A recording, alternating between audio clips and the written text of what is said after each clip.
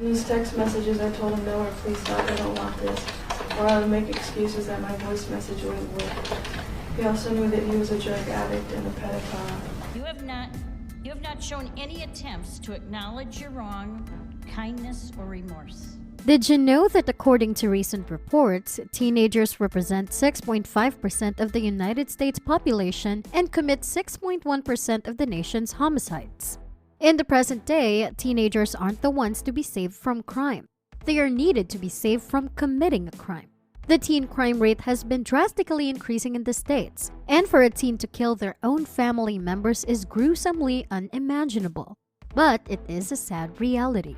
Today, we will be talking about those teens who were given life sentences after they showed no mercy or remorse after taking the life of their beloved. At number 5, we have a 15-year-old teen who was charged with killing his ex-girlfriend and trying to slay her mother, Martise Fuller. Fuller was charged with first-degree intentional homicide in the death of his 16-year-old ex-girlfriend Kaylee Huga in Kenosha, Wisconsin on May 2019. He was convicted of life imprisonment without parole. His deeds were so gruesome that Judge Wagner exclaimed, "You are a very dangerous and damaged human being. What did he do to get such a punishment?" Fuller was expelled from school and was also removed from the school football team, for which he blamed his ex-girlfriend Kaylee and her mother. This is what agitated him to finish them off. The question is, did the defendant commit the crime while possessing a dangerous weapon? We, the jury, find the defendant guilty, and the answer is yes. The verdicts read as follows. First-degree intentional homicide is charged in count 1 of the information. One fine day of May 9th, Fuller, having knowledge of Kaylee's daily routine, after the mother-daughter duo returned from school and the family was preparing to go on a camping trip, Fuller snuck in through the open garage and barged into Kaylee's room. He shot Kaylee 5 times and she died on the spot. Stephanie, the mother, was on the same floor, and she could identify Fuller as she came face to face with her daughter's killer after hearing gunshots. She was later shot as she tried to hide. Stephanie found Kaylee unresponsive on her bedroom floor. "She was always by my side and my biggest cheerleader, and now I'm lost. I feel so lost without her," the mother told the jury. Fuller, who was 18 when he received his life sentence, plotted to get a gun and ammunition from a friend. He also managed to convince his cousin to dispose of the murder weapon. The cousin brought Fuller to a relative's house in Racine, where he was arrested the following day for committing the crime. The trial was scheduled for February 2020, however, it was delayed due to Fuller's other contempt of jury tampering. He was caught on jail phone calls trying to ask others to contact 3 jurors, to which he pleaded guilty. Prosecutors also pointed out that Fuller was obsessed with Kaylee. He continued hurting her in school and harassing her at work even days before the shooting.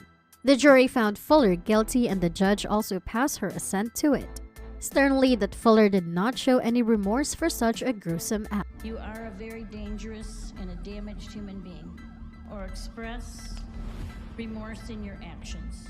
You have not shown any attempts to acknowledge your wrong, kindness, or remorse. You have the soul that God gave each one of us, but it seems it is not bent toward compassion.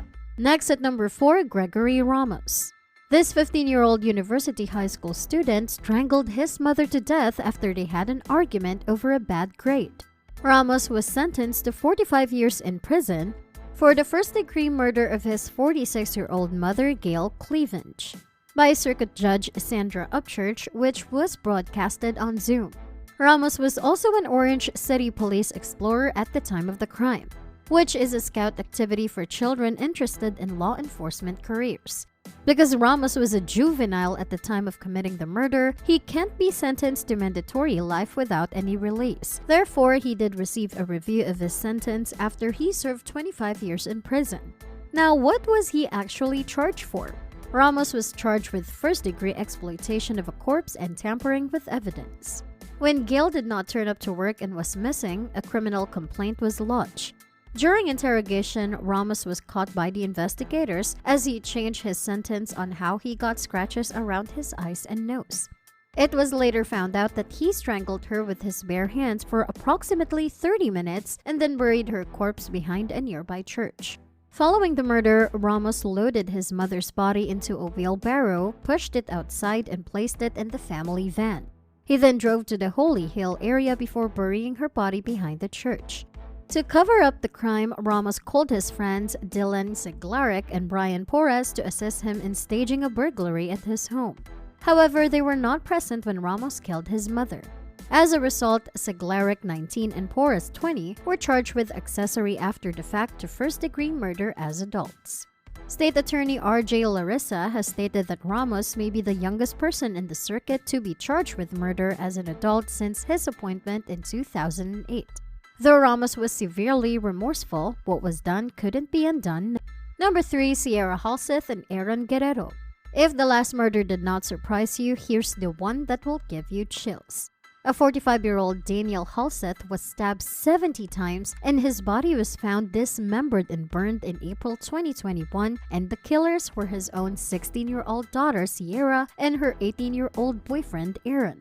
What was even more surprising is that the duo happily recorded a video where Guerrero was seen saying day 3 after murdering somebody, to which Sierra replied not to say that on camera. What was the reason for such an act? The duo was found guilty of several charges such as murder with a deadly weapon, conspiracy to commit murder, arson, robbery with a deadly weapon, conspiracy to commit robbery, and 4 counts of fraudulent use of a credit or debit card. They were sentenced to life imprisonment with a chance of parole after 22 years, which was part of a plea deal to avoid the final penalty against the 18-year-old Aaron. The duo was arrested in Utah on April 9 after the father's body was found in a fire set by Sierra and Aaron. Before this, Aaron ran away from home and purchased a circular saw, blades, blea, lighter fluid, disposable gloves, and drop cloth. Even hundreds of dollars were also withdrawn from one of Halseth's bank accounts. During the sentencing, Sierra read a statement addressing the judge that she was sexually and physically abused by her father, who even pushed her to drink alcohol. My biological father has traumatized me, the trauma I still have to work through daily. However, the family member denied it and wished Sierra had received the death penalty. Till the end, the actual reason behind the gruesome killing was still not understood. Number 2, Atif Rafay and Sebastian Burns. On the night of July 12, 1994, 19-year-old Cornell University student Rafay and his 18-year-old friend Burns killed Rafay's family and staged the scene to look like a burglary gone wrong. The facts of this case aren't this simple because both Atif and Sebastian were 2 young men from Canada who planned the murder for months and traveled to Bellevue, Washington to kill Rafay's parents and his sister. They allegedly entered the home while the victims were sleeping and beat them to death with a baseball bat. After this, the duo fled to Canada. After the discovery, the duo was suspected since they were seen in the area at the time. They were eventually arrested in Vancouver, British Columbia in 1995 and extradited to the US. The trial went on for several months and was highly publicized. The prosecution argued that the intention behind the killing was to collect a large inheritance from the family since Rafay had looked into the family's insurance policies. In 2004, Rafay and Burns were convicted of 3 counts of first-degree murder and were sentenced to life imprisonment without parole. Number 5, Jacob Morgan. This 17-year-old kid started the fire at Rock Hill, South Carolina mobile home, which killed his 14-month-old stepbrother Joshua. The mother, Mrs. Hill Dover, and Morgan's stepfather, Mike Hill, left Joshua, the 14-month-old child, in the care of Morgan to go out. They told him that Morgan was asleep when the fire started. Morgan pled guilty to involuntary manslaughter, third-degree arson, and unlawful neglect of a child. Morgan's family was in complete support of Morgan. Mrs. Hill Dover, the mother, protested his innocence in court. She told that indeed there was evidence, but she knew in her heart that her child was innocent and loved his brother. Deputy Solicitor Willie Thompson, on the other hand, proved the presence of malice because Morgan waited outside the home as it burned and didn't call for any help nor try to save his brother. His parents told the court that Morgan was told to stay away from the fire by his neighbors, who also held him back as he tried to get back inside to save his brother. To the surprise of his parents, Jacob at last admitted that he never went to sleep and that he was lighting up tea candles, playing with them, and he was fascinated by fire. Yet his parents believed that he was forced to admit such a thing since he had autism. Jacob Morgan was sentenced to 15 years of prison. With this, we have come to the end of this video. Please like and subscribe to the channel for more such content.